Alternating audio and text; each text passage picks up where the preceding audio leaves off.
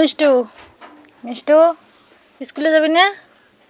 হ্যাঁ ওই দেখ 9টা বাজে। ও বাবা আয় উঠো উঠো উঠো চলো উঠো। ও কেমন করে হওয়া দাও উঠো উঠো উঠো 9টা বাজে। স্কুলে যাবে না? যাবে না স্কুলে? যাবে না? যাবে না স্কুলে? তো ওরা কিন্তু দু বোনে একসঙ্গে ঘুম থেকে উঠলো। আগে ছোটকে ঘুম থেকে তুলে তারপরে কিন্তু আমি বড়কে ওইদিকে ঘুম থেকে তুলে নিয়েছি। আর দেখো ওদেরকে ব্রাশ দিয়ে দিয়েছি। ছোট ওদিকে ব্রাশ করছে, এদিকে কিন্তু বড়কেও ব্রাশ দিয়ে দিলাম। তো ওদেরকে ব্রাশ ট্রাশ দিয়ে আমি এদিকে দেখো সকালবেলা পাস্তা করে নিচ্ছি। মেয়ের টিফিনে পাস্তা নিয়ে যাবে, আবার খাবে। তো ওদিকে জলটা দেখো ভালো করে গরম হয়ে গেছে। জলের মধ্যে তেল দিয়ে তারপরে পাস্তাটা দিয়ে দিলাম। আর এদিকে চলে এসেছি এই যে বাঁশখড়ি করতে। আর আমার কি বলবো, আমি এই বাঁশখড়ি চিরতেই পারলাম না। লাস্টে মাকে ডেকে বললাম, মা তুমি চিড়ে দাও, আমি হাল ছেড়ে দিলাম। আর এদিকে তারপরে আমার পাস্তাটাও কিন্তু সিদ্ধ হয়ে গেছে। দেখো পাস্তাটাকে কিন্তু এদিকে নামিয়ে নিচ্ছি। নামিয়ে নিয়ে এদিকে উনানটা কিন্তু আমি এদিকে জ্বালিয়ে নিয়েছি। আর এদিকে জ্বালিয়ে হাঁড়ি বসিয়ে দিলাম। আর এদিকে আমার পাস্তাটাও হয়ে গেছে। তো এই যে মেয়ে দুটোকে বাটিতে করে দিলাম, দিয়ে তারপরে এদিকে এই যে টিফিনেও ভরে নিচ্ছি।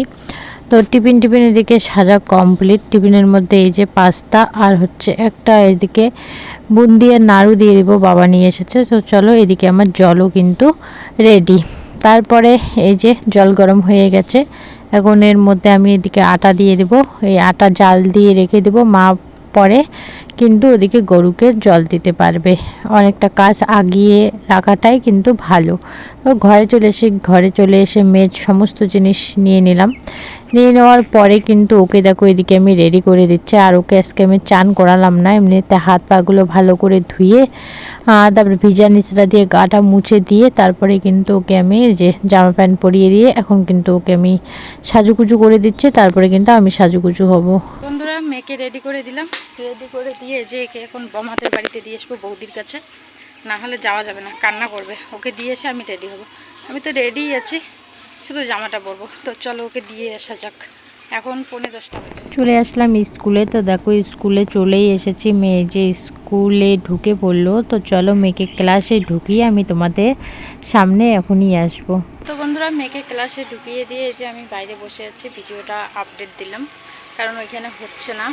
আর ভিতরে সবাই আছে স্কুলের, মানে ক্লাসের বাইরে। তো আমি স্কুলের বাইরে চলে আসলাম। আর ওইখানে প্রচণ্ড গরম, এখানে তাও একটু হাওয়া আছে গাছের নিচ। তো চলো ভিডিওটা আপডেট দিয়ে তারপরে যাব। তো বন্ধুরা এখন বাজে 2টা, আর স্কুল ছুটি দিল ঠিক দুপুর সময়। গরমের দিন খুব অসুবিধা হবে। এই কয়েকদিন তো বৃষ্টি ছিল, টেরই পাইনি। আজকে খুব কষ্ট হচ্ছে, সাদা নিয়ে আসতে। তো এই ছায়ার মধ্যে একটু দাঁড়াই।